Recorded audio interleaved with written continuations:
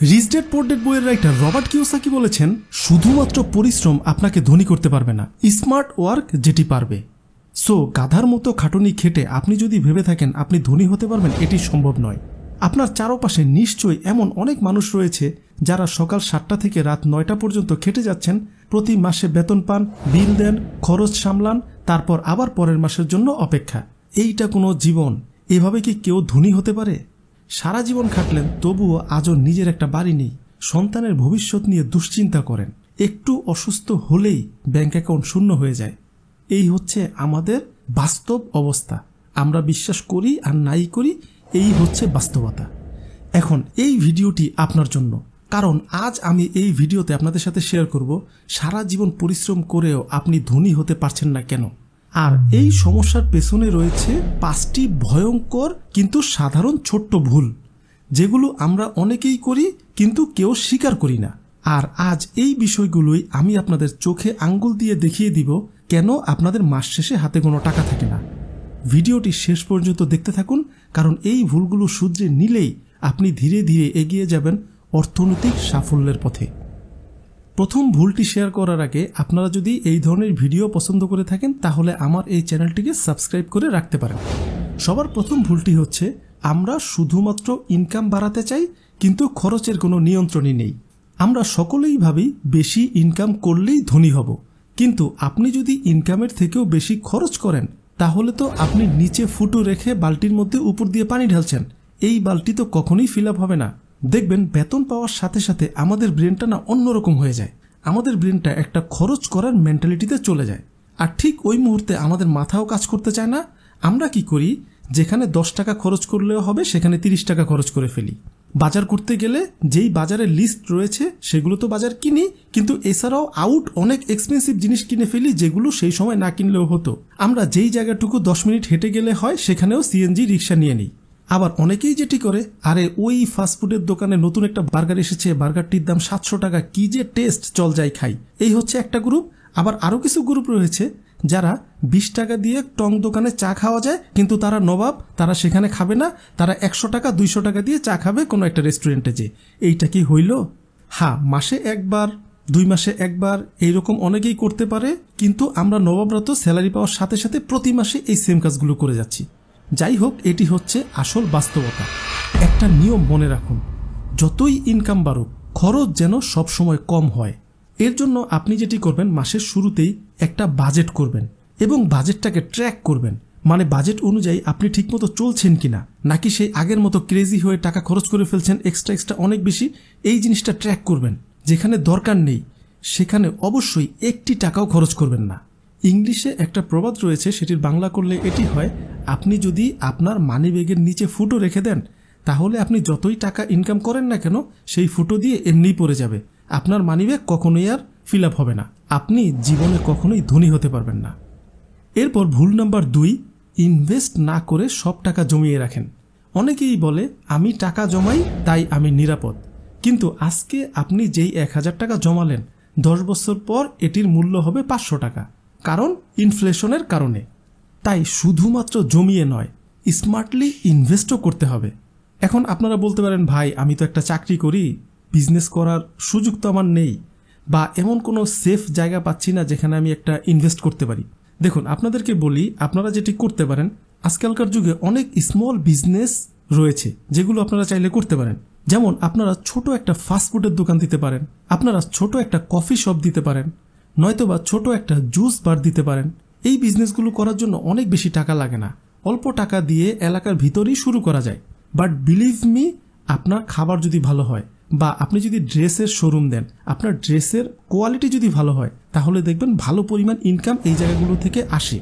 Robert Kiyosaki বলেছেন, আপনার টাকা যেন আপনার জন্য টাকা আনে। মানে আপনি টাকাকে অলসভাবে ব্যাংকে রেখে দিবেন, এটি করা যাবে না। এছাড়াও আপনি আরও বিভিন্ন জায়গায় ইনভেস্ট করতে পারেন, যেমন মিউচুয়াল ফান্ড, স্টক মার্কেটে ইনভেস্ট করতে পারেন, রিয়েল এস্টেট ইনভেস্ট করতে পারেন, ব্যবসা তো করতেই পারেন। রিয়েল এস্টেট বলতে আপনারা এটি করতে পারেন, আপনার কাছে যদি একটু ভালো পরিমাণ টাকা থাকে আপনি এমন কোনো জায়গায় জায়গা কিনে রাখতে পারেন যেটি আপনি 5 বছর বা 10 বছর পর সেল করে দিবেন, অথবা নিজেই সেটাতে থাকবেন। সো যেই জিনিসটি আপনার ভালো লাগে সেটি দিয়ে শুরু করুন। এরপর ভুল নাম্বার 3, নিজের স্কিলে ইনভেস্ট না করা। দেখুন, আপনার ইনকাম আপনি নিজেই। আপনি যদি আপনার নিজের দক্ষতা না বাড়ান, সময়ের সাথে সাথে আপনি বাজারে অপ্রাসঙ্গিক হয়ে যাবেন। তাই আপনাদের উচিত প্রতিদিন অন্ততপক্ষে 20 থেকে 30 মিনিট নতুন কিছু শেখা। নতুন টেকনোলজি হতে পারে, আপনি শিখতে পারেন, আর্টিফিশিয়াল ইন্টেলিজেন্স শিখতে পারেন, ফাইন্যান্স, মার্কেটিং, সেলস, যাই হোক, নিজের ভ্যালুকে বাড়ান। আর আগের পয়েন্টে যে আমি আপনাকে বললাম, ছোট বিজনেস শুরু করতে পারেন। আপনি যে কোনো একটা বিজনেস নিয়ে একটু ঘাটাঘাটি করতে পারেন, প্রতিদিন সেই বিজনেসটি নিয়ে একটু একটু করে শিখতে পারেন, সেই বিজনেসে নিজের স্কিলকে ইমপ্রুভ করতে পারেন। আর এর জন্য যদি কোনো পেইড কোর্সও কিনা লাগে, এই টাকাটুকু ইনভেস্ট করুন। যদি ভালো কোর্স হয় তাহলে সেখান থেকে আপনি অনেক ভালো জিনিস শিখতে পারবেন। একটা জিনিস মনে রাখবেন, আপনার সবচেয়ে বড় অ্যাসেট আপনি নিজেই।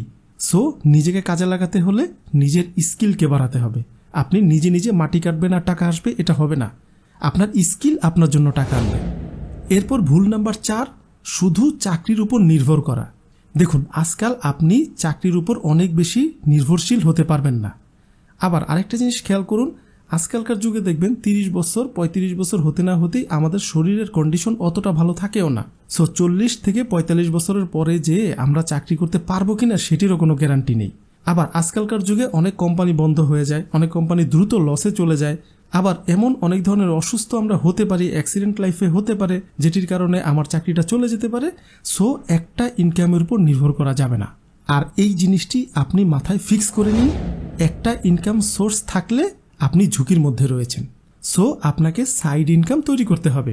আপনি যেটি করতে পারেন, ঘরে বসে ফ্রিল্যান্সিং করতে পারেন, ইউটিউবিং করতে পারেন, ছোট বিজনেস করতে পারেন, ভিডিও এডিটিং শিখতে পারেন, ঘরে বসে যে কোনো পণ্য অনলাইনের মাধ্যমে সেল করতে পারেন। আপনি যাই করেন, সেকেন্ড একটা ইনকাম আপনার তৈরি করতে হবে। ওয়ারেন বাফেট বলেছেন, আমাদের অবশ্যই একটা ইনকামের উপর নির্ভরশীল হওয়া উচিত নয়, সেকেন্ড ইনকাম তৈরি করতেই হবে।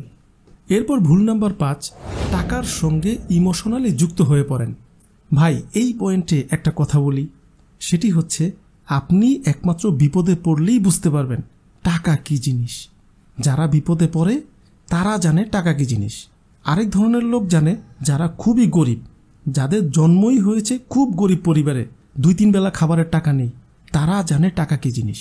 এই যে টাকাকে উড়াচ্ছেন, টাকাকে ভালোবাসতেছেন না, এই টাকার জন্যই একদিন আপনি হাহাকার করবেন। আপনি যেটি করি, টাকা খরচ করি লোককে দেখানোর জন্য। দামি ফোন কিনি, ব্র্যান্ডের জামা কিনি, বড় বড় অনুষ্ঠানে যাই, অনেক টাকা খরচ করি, সবাই শুধুমাত্র অন্যদেরকে দেখানোর জন্যই এগুলো করি। এখন আপনিই বলেন, এই করলে আমি জীবনে ধনী হতে পারবো? কোনো ধনী লোক এই কাজ করে? আপনি তো অনেক বিলিয়নারদের চিনেন, অনেক মিলিয়নারদের চিনেন। তারা কি অনেক দামি গাড়ি নিয়ে চলাচল করে? তারা কি পৃথিবীর সবচেয়ে দামি বাড়িগুলোতে থাকে? না, তারা তো থাকে না। কারণ তাদের মাথায় এগুলো নেই। তাদের মাথায় এগুলো নেই যে আমার মানুষকে দেখাতে হবে। তারা জানে তারা লাইফে কি করেছে, আর সেগুলো আবার আমরাও জানি। সো আমাদেরকে দেখাতে হবে না যে তারা কোন লেভেলের মানুষ। সো আপনিও অন্যকে দেখানো বন্ধ করুন। প্রয়োজনে একটা শার্ট অনেকদিন পরেন, তারপরও নিজেকে নেক্সট লেভেলে নিয়ে যান। সো পুরো ভিডিওটা এবার যদি সংক্ষেপে আমি আপনাদের পয়েন্টগুলো বলি, তাহলে এটি দাঁড়ায় এমন: পরিশ্রম নয়, জরুরি হচ্ছে সঠিক পদক্ষেপ নেওয়া। 5টি ভুল করা যাবে না। নাম্বার 1, খরচ নিয়ন্ত্রণ করুন। নাম্বার 2, ছোট ছোট ইনভেস্টের অভ্যাস করুন। নাম্বার 3, নিজের স্কিল বাড়ান। নাম্বার 4, একাধিক ইনকাম সোর্স তৈরি করুন। নাম্বার 5, টাকার উপর ইমোশন নয়, পরিকল্পনা দিয়ে টাকা খরচ করুন। এখন কমেন্ট করে আপনি আমাকে জানান, এই 5টি ভুলের মধ্যে আপনি কয়টা ভুল অলরেডি করতেছিলেন। আর অবশ্যই এই ভিডিওটা লাইক করবেন। ভালো থাকুন, সুস্থ থাকুন।